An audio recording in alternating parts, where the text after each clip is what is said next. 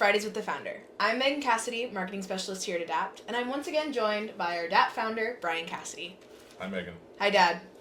Well, we've talked about a bunch of different things with the factors of integrity. We've talked about the range of motion, strength, endurance. Those are all terms that, for the most part, people at least have heard before Pretty and recognizable. have some sort of definition, even if it's not necessarily our definition.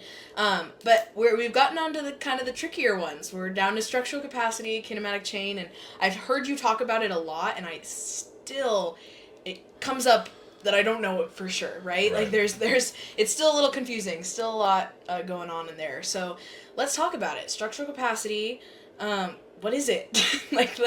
So let's backpedal it for a second, just so everyone understands that these topics that we're covering, and I'm talking about nuances that kind of translate to the real world about, what type of endurance training you should do on a treadmill, or the negative effects of the wrong kind of strength training. But we have to remember that Adapt, our training system, is about improving your body's ability to move. Yeah. Period. Let's go back to that. For your body's ability to move correctly or with integrity, because we don't want to say correct, because that says, okay, do I have good form? Am I consciously moving the right way? Like, integrity means how the body's intended to move from its design, its engineering. So when we broke down the first three of range of motion, strength, and endurance, those are all aspects of muscle, of repetition. It's really easy to translate. These last two are what separates, in my mind, the Adapt system from most programs that try to focus on functional movement. Mm-hmm. But you have to focus on every aspect of what it takes to be able to move correctly. Structural capacity breaks down to the literal translation of the ability to hold its own body weight. Are your parts designed in a way, strong enough in a way, have enough density to hold up the structure? So if you looked at a building, a skyscraper, and said, what is its structural capacity? Are the joints, are the rebar, is the concrete, or whatever the material is it rated to hold the building? Is it put together in a way that the weight of the building is distributed evenly over the right side and left side? Because all those other things can affect that. Yeah. Because if you have parts that are made to hold the building up, but the weight of one side of the building or the material is designed to hold half the weight of the body of the building. Mm-hmm. But what if something's wrong with the other half of the building, so all the weight shifts? Now all of a sudden that material that was rated to hold half the weight is holding all the weight. So now it breaks down.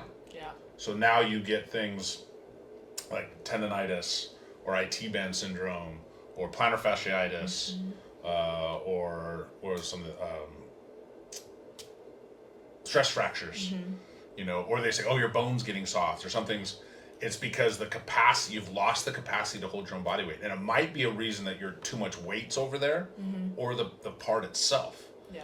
So the real issue is, how do you build and reinforce the way our body is designed to hold itself? How do you make it stronger? How do you make a bone stronger? Yeah. How do you make a tendon stronger?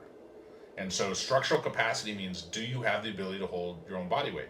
So training in a sitting position at some of your standard gyms is diminishing that, because you're not standing enough. A standing desk isn't the answer. Just standing in one place is just as bad as sitting in one place. I hate to break it to you. So we have to go, am I training in a way that's developing my body's ability to hold its own body weight? Strength to weight ratio is different than strength and endurance and the things that we talked about. Yeah. So, okay.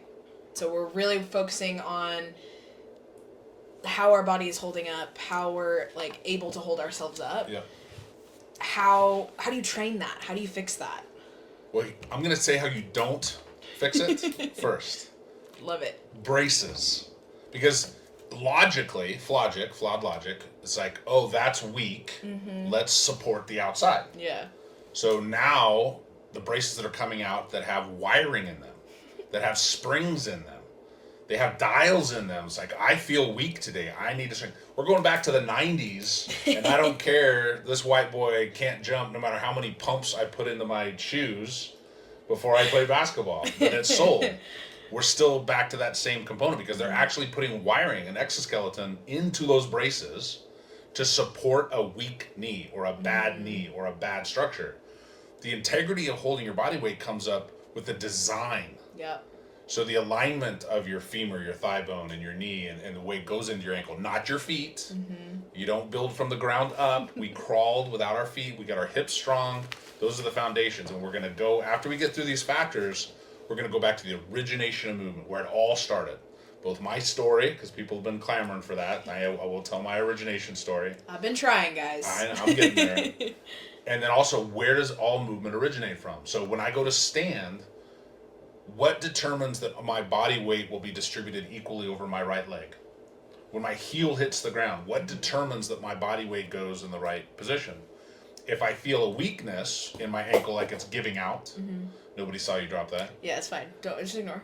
That the logic is, let's put strength around it. But if you put strength around it, the muscles on the inside will actually get weaker because we're an adaptive organism. So this craze with these structured braces now, people are making millions. I mean, trust me, I'm in the wrong business. It's easier to sell that because it makes more sense. Yeah. Oh, you feel weak? Wrap it around. Let's get a back brace now that I can tighten in 3 different places and create more circulation externally, or the wired exoskeleton thing is ridiculous.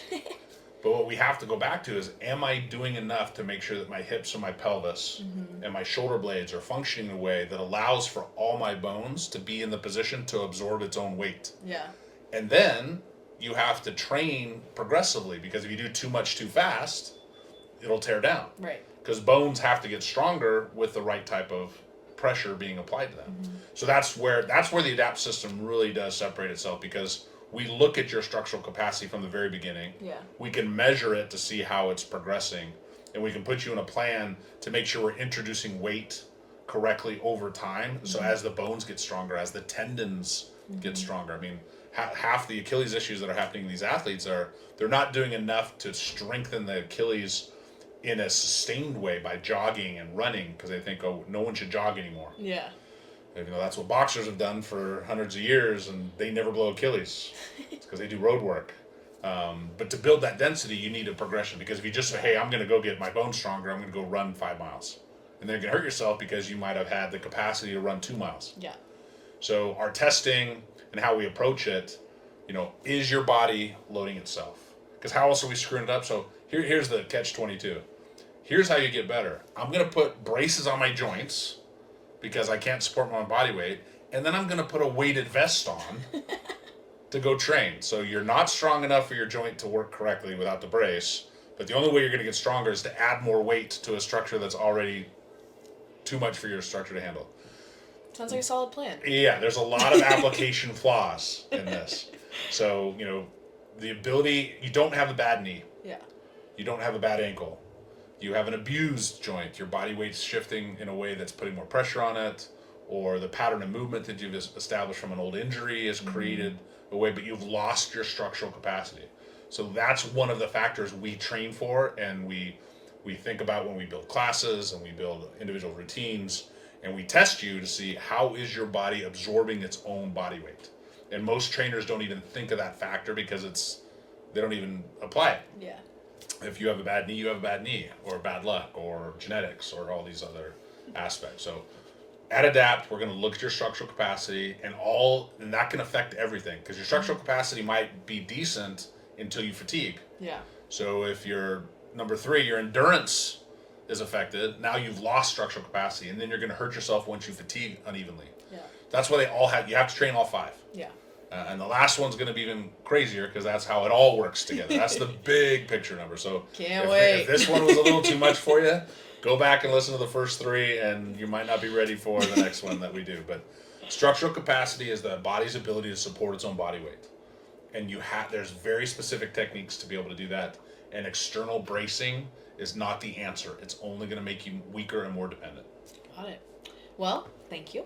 It's a lot. It's a lot, but we love it and we love to hear it. Careful what you ask for. Yeah, exactly.